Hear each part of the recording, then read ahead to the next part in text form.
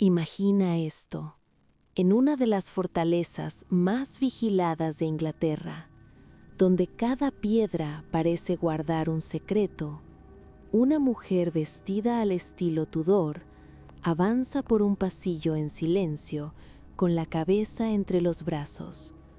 No grita, no corre, no amenaza a nadie, solo camina, como si siguiera atrapada en el último recorrido de su vida.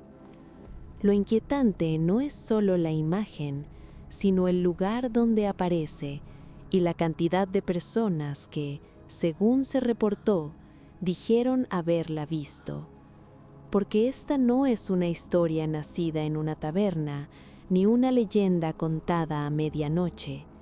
Es el relato persistente de Ana Bolena, la reina decapitada, cuyo fantasma, dicen, nunca abandonó la Torre de Londres.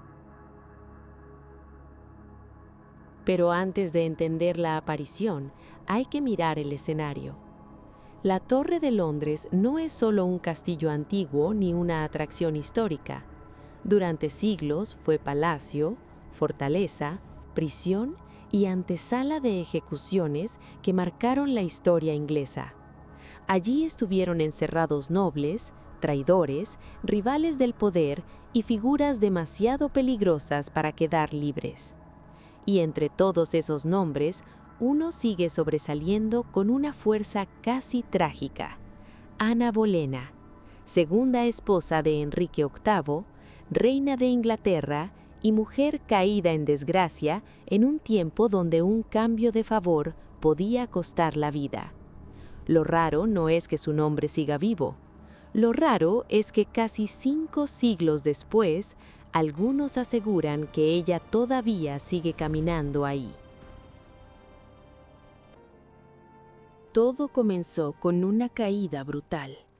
Ana Bolena pasó de ser una de las mujeres más poderosas del reino a convertirse en prisionera de la misma corona que alguna vez la elevó. Fue arrestada bajo acusaciones gravísimas, entre ellas adulterio, incesto y traición, cargos que historiadores llevan siglos discutiendo y que muchos consideran parte de una maniobra política para apartarla del trono. En mayo de 1536 fue llevada a la Torre de Londres, juzgada y condenada a muerte. Y ahí ocurre el punto que cambió la historia de la leyenda. Su ejecución dentro del recinto selló para siempre la unión entre su nombre y ese lugar. Desde entonces, según generaciones de testimonios, algo suyo habría permanecido allí. Hay un detalle clave. Ana Bolena no fue enterrada en un sitio lejano, ni en un mausoleo grandioso. Sus restos fueron colocados en la capilla real de San Pedro ad Vincula, dentro de la propia torre, el mismo espacio que más tarde se convertiría en el centro de varios reportes sobrenaturales. Y eso vuelve cada avistamiento más perturbador, porque no se trata de una figura difusa en un bosque, ni de una sombra vista a la distancia.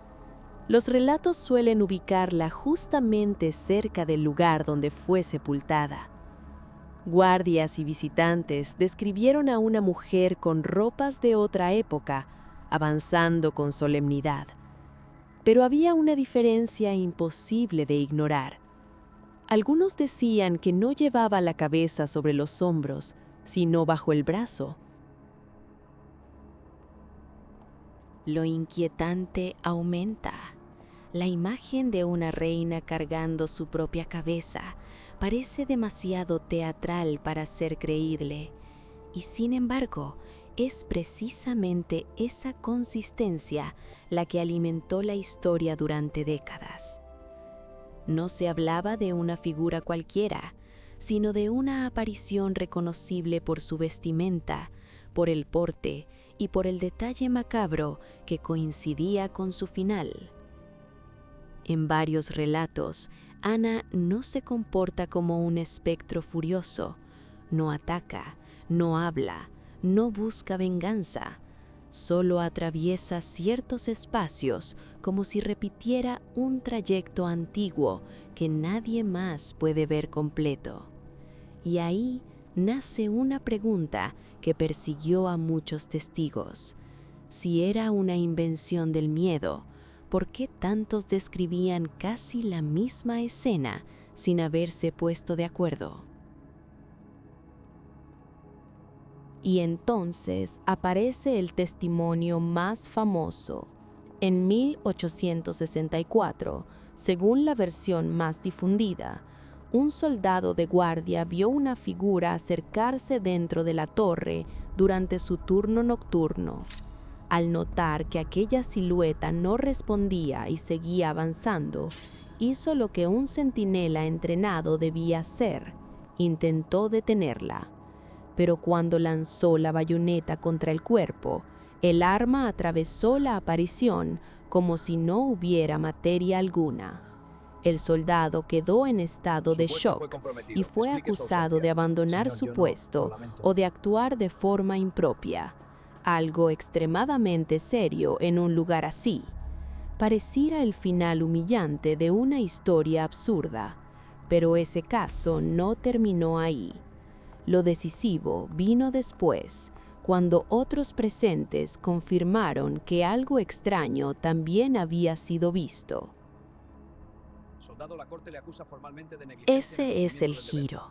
Durante la investigación posterior, el soldado habría enfrentado una corte marcial y la explicación racional parecía sencilla: miedo, cansancio, oscuridad y una imaginación fuera de control. Sin embargo, según se contó con los años, hubo testigos que respaldaron el episodio y afirmaron haber visto la misma figura espectral. Ese respaldo cambió la naturaleza del relato. Ya no era solo un hombre aterrado diciendo haber atacado un fantasma. Era un incidente que, al menos dentro de la tradición de la torre, quedó reforzado por varias miradas. Y eso abrió un dilema incómodo. Si varias personas vieron algo, ¿qué fue exactamente? ¿Una confusión colectiva? ¿Un eco visual de la historia del lugar? ¿O una presencia ligada a una muerte que nunca encontró descanso? Pero Ana no está sola. La Torre de Londres carga tantas ejecuciones, encierros y desapariciones que su fama de edificio embrujado no depende de un solo espectro. Allí también se han reportado apariciones asociadas a Sir Walter Raleigh, otra figura histórica encarcelada dentro de sus muros, y a los dos príncipes desaparecidos, cuya tragedia sigue siendo uno de los episodios más oscuros de la monarquía inglesa. Ese contexto vuelve aún más denso el caso de Ana Bolena, porque no emerge en un vacío, sino en un lugar saturado de muerte, poder y trauma. Lo extraño es que, incluso entre tantos fantasmas famosos, el suyo sigue siendo el más recordado. Tal vez porque ninguna otra visión combina de forma tan brutal la identidad de la víctima con la forma exacta de su final. Aquí aparece lo más difícil de ignorar. Muchas historias de fantasmas nacen de ruidos lejanos, puertas que crujen o sombras imposibles de confirmar. El caso de Ana Bolena, en cambio, se mantiene vivo por la fuerza de una imagen concreta: una mujer de la corte Tudor, serena y decapitada, caminando donde fue enterrada.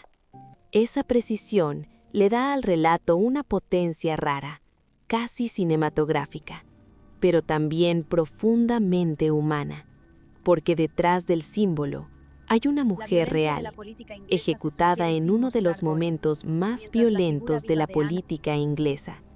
Y quizá por eso la historia resiste. No se recuerda solo por el terror, sino por la sensación de injusticia que todavía emana de su destino, como si el lugar no pudiera cerrar del todo una herida abierta hace siglos. Lo sorprendente es cómo el mito sobrevivió al tiempo. Guardias, cronistas, visitantes y estudiosos de lo paranormal han mantenido el relato en circulación, cada uno añadiendo matices, dudas o nuevas capas. No existe una grabación concluyente ni un documento que convierta la aparición en hecho indiscutible, pero sí existe algo que en estos casos pesa mucho: la persistencia. La historia ha pasado de generación en generación sin desaparecer, y cada nuevo avistamiento reportado vuelve a conectar la capilla, la ejecución y el nombre de Ana Bolena en una misma línea narrativa. La torre, además, ha sido descrita durante mucho tiempo como el edificio más embrujado de Gran Bretaña, y esa reputación hace que cada testimonio se lea con escepticismo, sí, pero también con una atención especial. Ahora bien, también hay explicaciones terrenales. Un escéptico podría decir que la Torre de Londres impone su gestión antes de que ocurra cualquier cosa. Su arquitectura, su pasado sangriento, la penumbra de ciertos corredores y el peso de las historias conocidas pueden predisponer la mente a interpretar formas vagas como figuras humanas. La visión de Ana decapitada, además, es tan famosa que pudo haber moldeado recuerdos y testimonios con el paso del tiempo. Y sin embargo, esa objeción no destruye del todo el misterio, porque incluso aceptando el poder de la sugestión, sigue quedando la misma pregunta: ¿por qué algunos lugares generan relatos tan específicos, tan repetidos y tan persistentes durante siglos, mientras otros, igualmente antiguos, guardan solo silencio? Y al final, lo que queda no es una prueba definitiva, sino una frontera inquietante. Por un lado está la historia documentada: una reina condenada, ejecutada y enterrada en la torre en 1536. Por el otro, una cadena de testimonios que la sitúan caminando todavía cerca de su tumba, como si la muerte hubiera detenido su vida, pero no su presencia. Puede que estemos ante una construcción nacida del miedo, la memoria y el simbolismo. O puede que algunos espacios conserven algo más difícil de nombrar: una huella emocional que a veces adopta forma ante quienes la contemplan.